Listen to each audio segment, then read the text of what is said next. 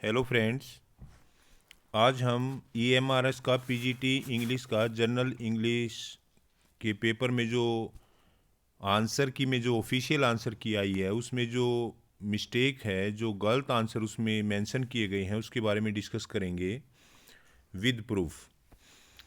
देखिए, एक तो जो क्वेश्चन आया है हमारे पास जिसका ऑफिशियल आंसर की के अंदर रॉन्ग आंसर उसमें मेंशन किया गया है।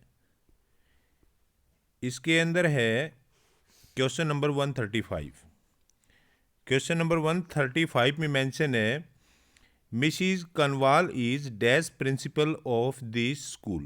तो इसमें जो करेक्ट आंसर आएगा उसका आएगा द,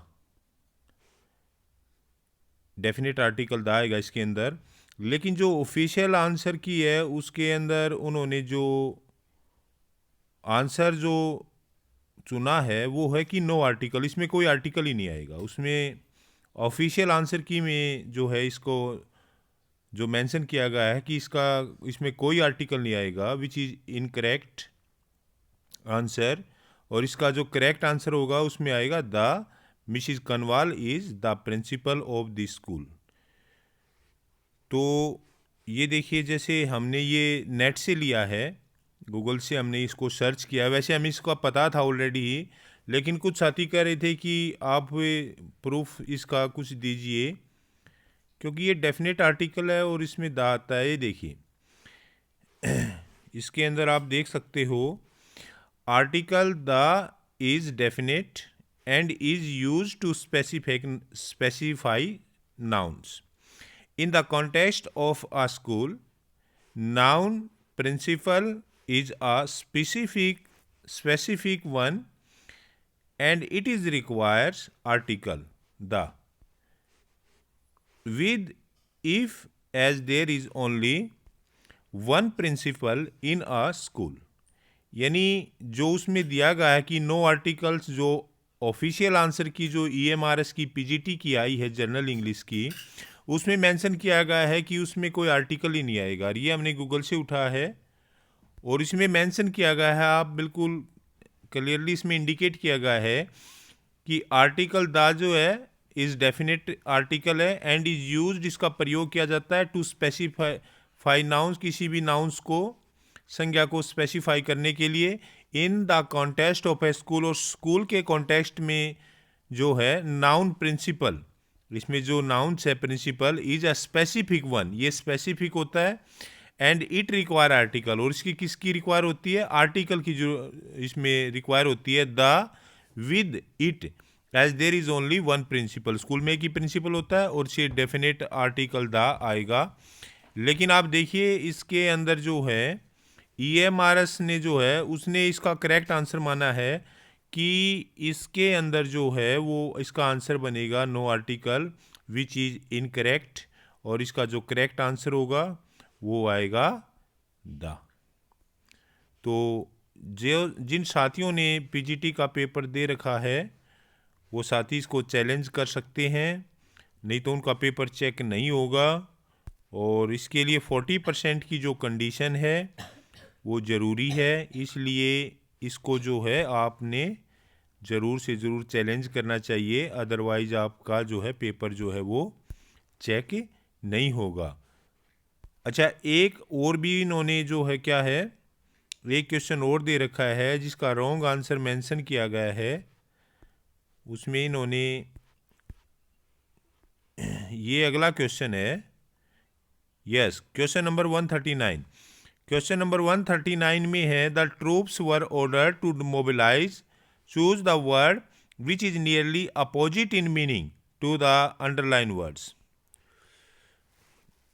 जो मोबिलाइज है इसका अपोजिट वर्ड उन्होंने इसमें से चुनना था।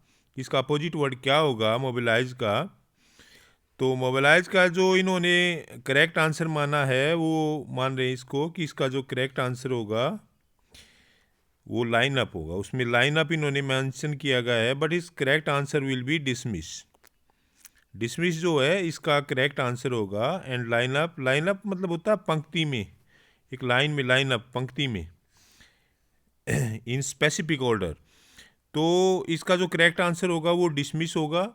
मोबिलाइज जो है वो मतलब मोबिलाइज एक प्रकार से जो है वो मोबिलाइज, तो उसका अपोजिट जो वर्ड होगा वो डिसमिस होगा।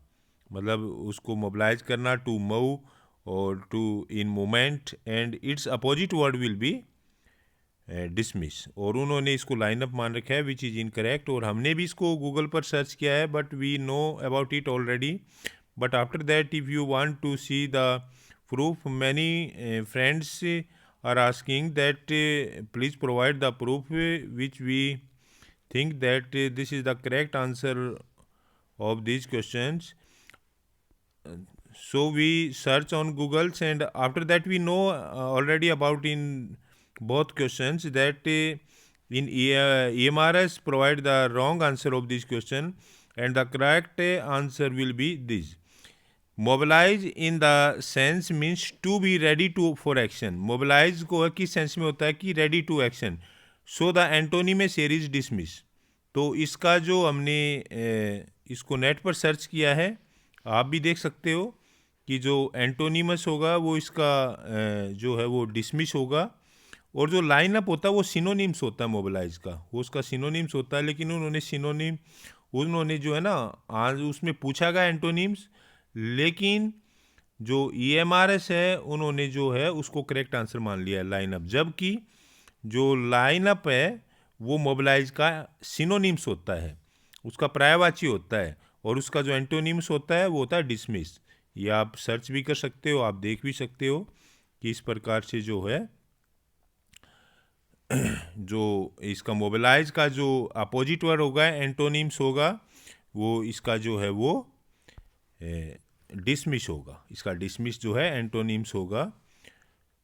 And EMRS provide the wrong answer in official answer key which is incorrect, and many friends who appear in PGT exams, so they must challenge these questions. Otherwise, if they don't got 40% marks, their paper will be not evaluated, and it is necessary that question numbers 135, question number 135 article वाला है। इसमें जो no article जो mention किया गया EMRS के द्वारा, उन्होंने इसको करेक्ट आंसर माना है, तो इसमें द आएगा।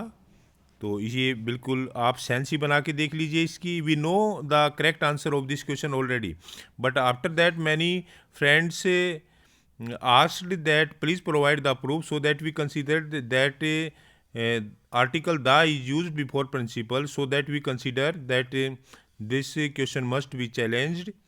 So I provide the proof, and you can also see this on the Googles. And the second question is this. Second question is the troops were ordered to mobilize, choose the word which is nearly opposite. Nearly जो उसका opposite होगा वो उसका dismiss हो सकता है, that is the correct answer. Lineup तो बिल्कुल इसका सिनोनिम्स है, पंक्ति में सीधा इन ए स्पेसिफिक ऑर्डर, ये तो टोटली रॉन्ग आंसर जो है वो इसका है। तो dismiss will be correct answer. So these two question answer is provide wrong in the official answer key by EMRS। You can challenge these questions so that your paper must be evaluated, and you must select for this post. आपसे request है कि channel को subscribe कीजिए, और जो है हम आशा करते हैं कि आप एक टीचर्स के रूप में आप सिलेक्ट हों और आपको एक अच्छी जॉब मिले। Thank you very much.